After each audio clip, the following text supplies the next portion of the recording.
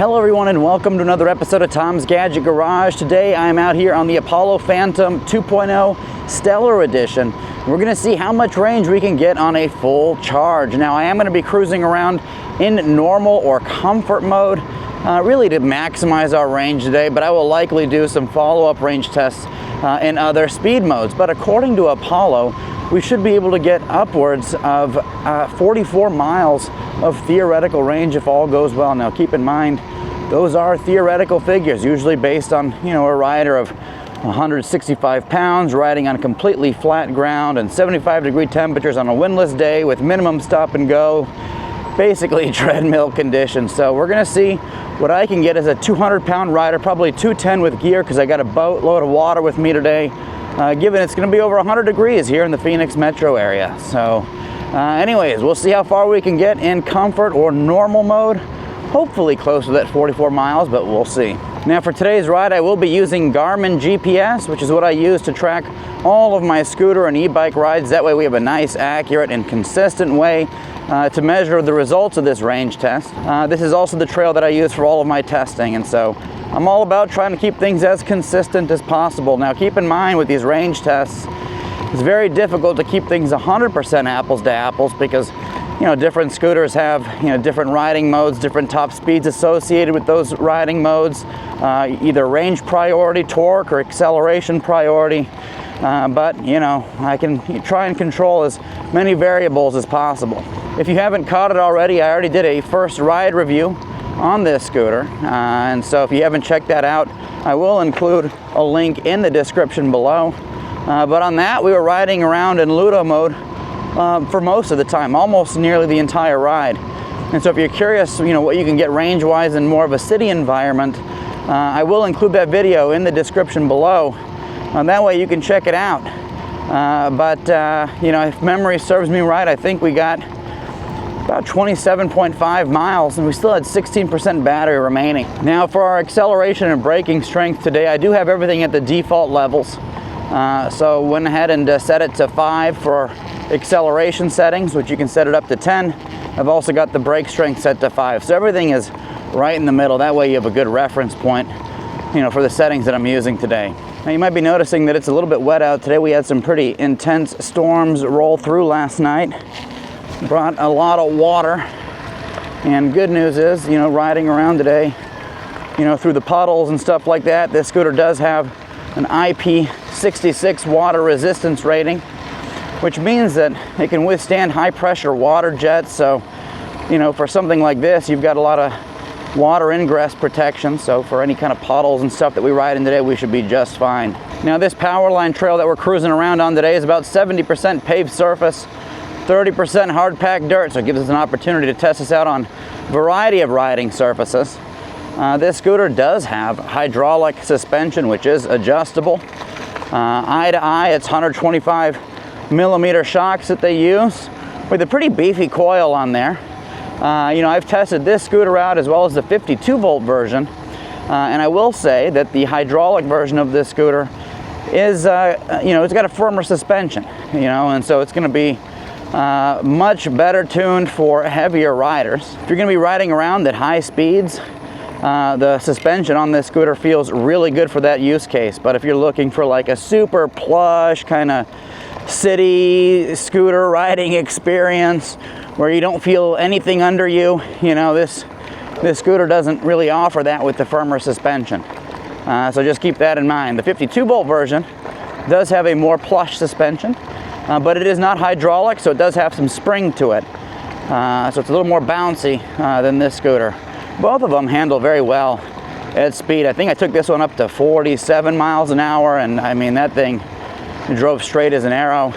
The 52-volt version, I took it so far up to 42 miles an hour. Also very, very stable ride. One of the other key differences between this and the 52-volt version is going to be the tires. The 52-volt version comes with hybrid tires. They're 11" by 4" as well, but they do have a hybrid tread to them, which is going to be a lot better suited for riding off the beaten path. This Stellar Edition has got these 11" by 4" tires with a nice street tread to them. So definitely better tuned for riding on the street. So One of the other nice features of this scooter is it is a dual motor scooter, so all else being equal, it is going to have better traction compared to a single motor scooter. And it's also got traction control, which is really nice. And you'll catch it on my first ride review, but even under the most grueling of acceleration scenarios, 3, 2, 1, go. Oh, you can feel the pull, but it is very controlled. Holy cow. I mean, we are already at speed. This thing does a phenomenal job of maintaining traction, which just means that you've got more power going to accelerating you forward. You don't have, you know, tires spinning out of control. So that is a very nice feature to have. You know, one of this scooter's big competitors is going to be the Segway GT3 Pro, which I also have currently sitting in my garage. I've been riding that around. And that particular scooter has narrower tires, 11-inch by 3-inch tires, which I'll tell you what, when you compare these two scooters side by side and you look at those tires, the tires on this Phantom Stellar 2.0 look like the tires on the back end of a Corvette. They're nice and fat with a huge contact patch at the ground. The GT3 Pro has those narrower tires, which is very noticeable when you look at them side by side. So all that to say, if you're looking for a scooter that's got really good traction and maintains really good control under heavy acceleration scenarios, this Phantom Stellar 60 volt definitely delivers. All right, so right now we're heading towards our pedestrian bridge. Nice little hill climb test for you. If you haven't caught it already, I did publish my extreme hill climb test, where I take this on an incline just over 23%. So probably steeper than what 99% of people will ever cross on their scooter. So if you want to check that out, I will include that in the description as well. But we're going into our pedestrian bridge. We are still, of course, in normal or comfort mode with all of our settings set to 5 out of 5. Throttles all the way in, and even in comfort mode, I mean, we are accelerating up this bridge. So I mentioned it before, I'll mention it again. There is no shortage of power on this scooter. And that's what I love about these things, you know. Yeah, this thing will go 50 plus miles an hour. That's not what I'm interested in. I'm interested in the power so that when I do come across steep hills, I can get through it. Right now, I'm using the electronic brake. I don't know how well you can see that on the screen right now. That's this left thumb throttle. And that does a really good job of allowing us to control our speed coming down a decline. It actually uses the motors as an electronic braking mechanism, which reduces wear and tear on the hydraulic disc brakes that this scooter comes equipped with. The disc brakes are extremely powerful on this Stellar. I'm going to tell you that right now. They use 4-piston hydraulic brake calipers, and so, you know, if you need to stop on a dime, you can do it. Just beware, this is a scooter. You're standing up vertically, high center of gravity, so be very careful. And if you are like me and you ride a lot of e-bikes and scooters, just remember that front brake is on the right-hand side. Do not make that mistake. That is a great way to go over the handlebars. Do not ask me how I know. I'm not ready to go into that. Yeah. But the electronic braking, though, is huge. It is what Apollo is known for. And I have yet to test a scooter with better regenerative braking than what Apollo delivers. It doesn't exist, at least from what I've tested.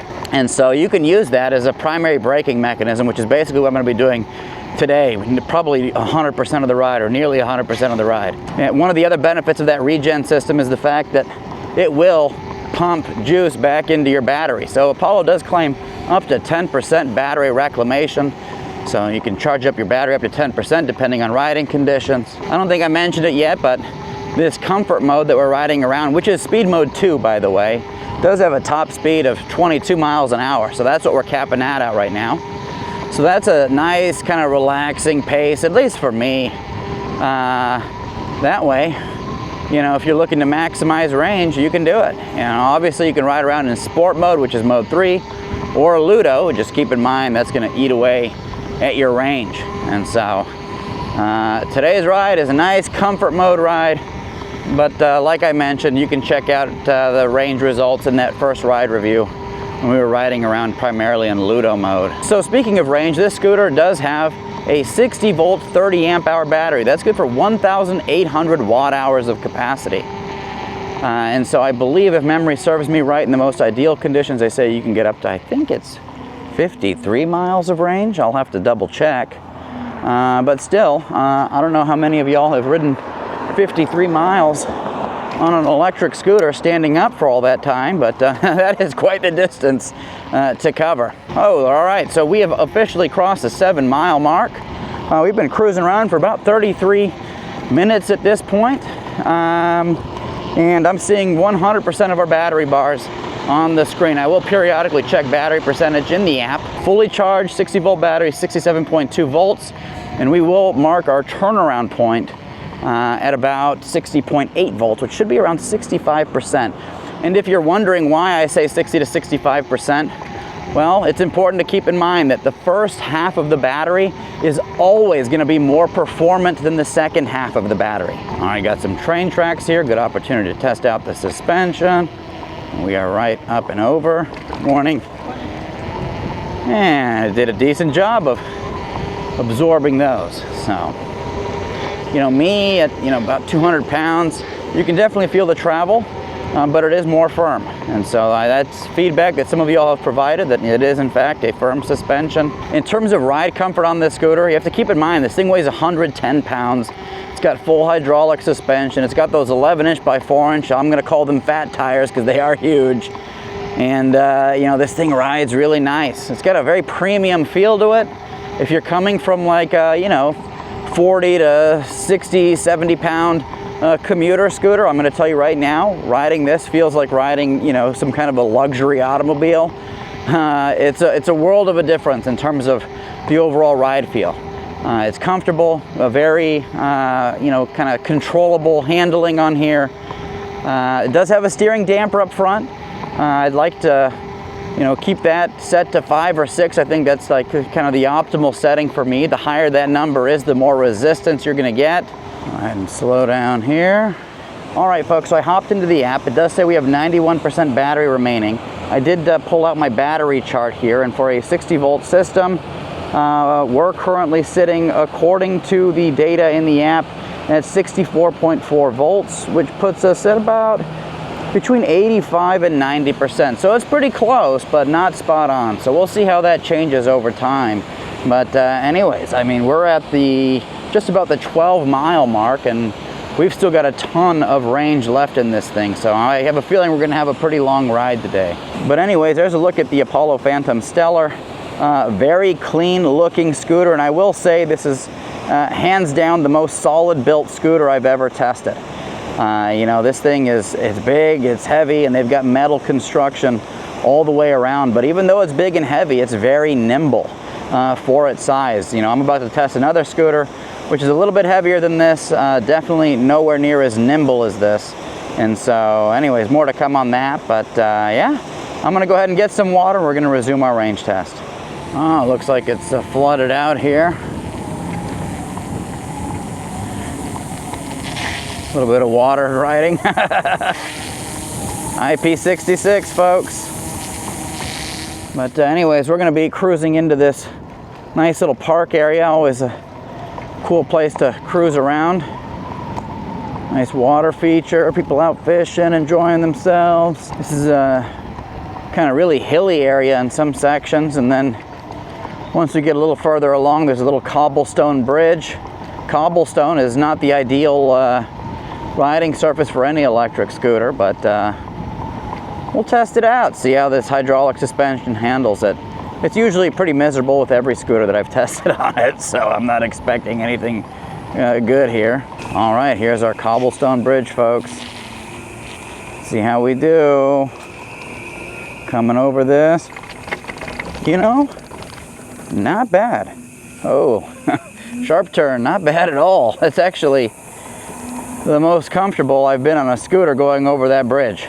Good morning. Good morning. Hello. Now we're gonna ride around in this area here, which I really like because they've got these gigantic bike lanes. I mean, every city needs a bike lane like this. Usually they put bike lanes on the side of the road where all the debris accumulates. This here, it's not. You know, you got this shoulder here, and then you've got this nice huge bike lane nearly right in the middle, and it's nice and wide. This is what cities need. This is the kind of infrastructure we need across the board. Because a lot of the bike lanes I see are pretty pathetic excuses for bike lanes, and quite frankly, very hazardous. Especially, you know, you get the street cleaners coming through and all that debris just goes to the side of the road. But anyways, yeah, always nice cruising around through here. Unfortunately, it's not the longest road, so these nice wide bike lanes don't last too long, but I'll enjoy them while it lasts here. So who do I think this scooter is right for? Well, number one, this thing does go over 50 miles an hour. They have a stated top speed of 53. I haven't been to that speed. I'm not sure if I ever want to go that speed, but I took it to 47, very nice and stable, but like I said, very fast to be moving on a standing platform with basically a pogo stick for a handlebar. So if you want a higher performance scooter, you can absolutely do that. But if you want a nice, big, comfortable scooter to cruise around on, this is a great option, especially if you're going to be adventuring around different places, especially places with lots of hills. This scooter's got more than enough power for basically anything that you're going to come across, you know, and that's what I like about it. You can cruise around at 20 miles an hour, have a great time, but you know, when it comes to riding around on hills and stuff, you're not going to struggle, which you might struggle with, you know, with a smaller commuter style scooter. And as I was mentioning, you know, here you got a lot of steep hills. Here's a steep one right here. Like, this is incredibly steep. Throttles all the way in, and we're just up and over that. If you've watched some of my bike videos, watch me ride a bike up that. It's a lot of work, a lot more work than this is. You just push a button, we're right up. You know, we'll take a quick little break in this shaded area, actually. All right, folks, a quick battery check-in. The app is showing 75%. I look at the voltage, it's sitting at 62.5. And if I look at my voltage chart here for a 60-volt battery, 62.5 has us right around 75 to 77% battery remaining. So right now it seems like the percentage readout in app is spot on. So like I said, we're going to turn things around at around 60.8 volts, so 65% battery remaining. So we'll cruise around for a while longer, then we're going to get turned around and head on back to where we started. And if you're curious, we are at the 19-mile mark, and we've been riding around for about an hour and 26 minutes at this point, so making really good progress. All right, so I think I'm going to head out onto this dock here. Oh, it's a tight fit. And we'll stop right here. Don't want to do any extra water resistance testing today. It's a beautiful day to be riding around on a scooter, that's for sure. It's going to be just north of 100 degrees Fahrenheit, which, you know, Arizona standards, that's a nice chilly day. But anyways, scooter's holding up really well so far. All right, folks, we're going to head on out of here. There's a nice steep little hill here up ahead, and we'll approach this from a near stop. Throttles all the way in, and yeah, comfort mode, we're making it right up. So lots of power. This scooter's got dual motors. Each one of them can crank out a peak 3,350 watts of power. That's nearly 7,000 watts of peak power, so pretty insane for any scooter. All right, folks, so this is going to be our turnaround point here, and if we're still doing really well on battery, I've got some detours we can take. That way we can at least try and more or less end the ride where we began it. But a little bit of a comfort check in here. My feet feel great, my legs feel great. I don't have any kind of fatigue. I'm riding with one foot in front of the other, definitely fully leveraging that kick plate. Kick plate, I think, is critical for most scooters, especially higher power scooters. It's going to allow you to position your foot a lot better for accelerating heavily or coming to a stop very quickly. The hands are comfortable. No issues in that department. Thumb is good. This throttle is very easy to use. So yeah. Very comfortable ride so far, even though we're 20 miles in. We'll see how I feel at the end of it. I don't know how well you can see it. There's my screen. It says we're going 22 miles an hour. Apollo does use these dot matrix displays. These are a very polarizing feature. You know, I personally really enjoy the screen. It's got all the information that I really need. I'm rarely riding around looking at the data on my screen. You know, I'm usually looking around me, my head's on a swivel. I'm not spending a lot of time looking down at my screen, especially with a full-faced helmet. where you've already got restricted view. So this works out perfectly. I don't know how well you can see it on the screen, but I can see the digits on there beautifully, even in direct sunlight. My only ask is that they dim the lights a little bit when riding around at night, or at least give you the option to do that, because it is pretty bright riding around at night. Basically illuminates the whole upper half of my body. The controls on this scooter are among the best that I've tested.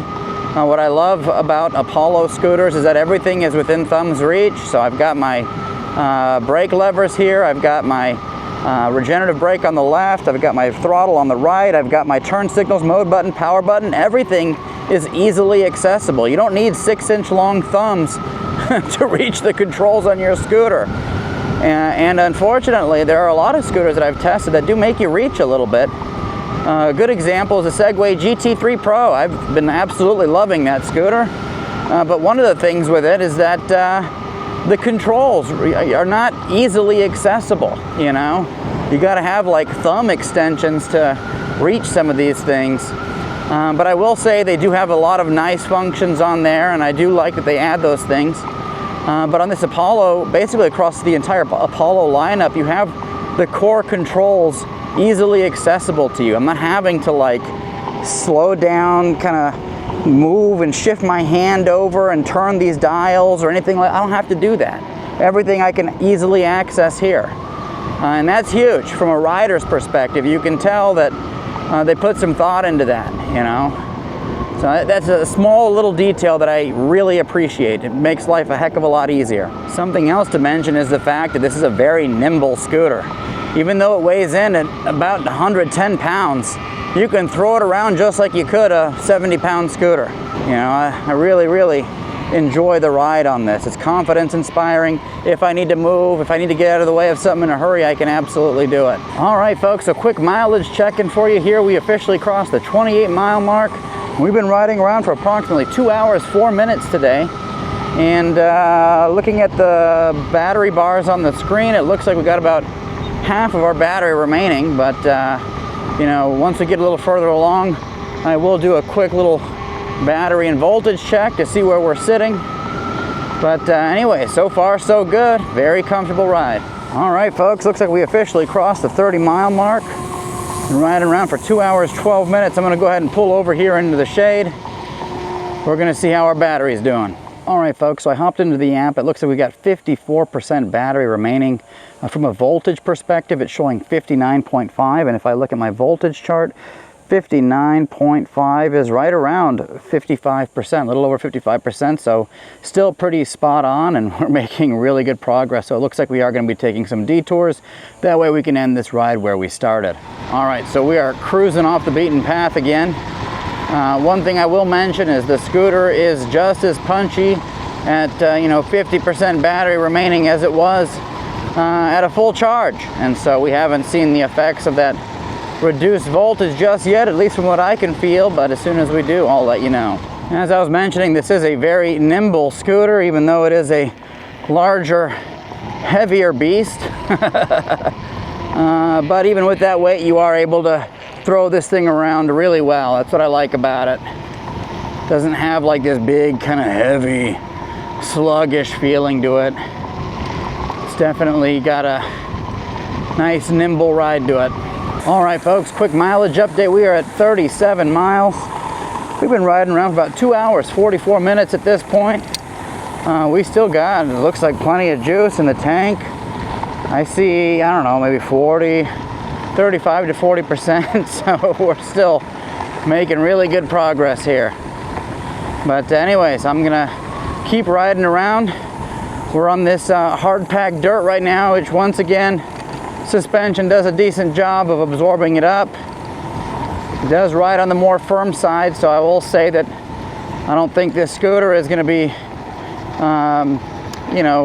best for riding off-road or anything like that. It's really designed to be a street scooter, but if you want to upgrade those shocks to something a little more plush, throw on some hybrid tires, absolutely, you can have at it.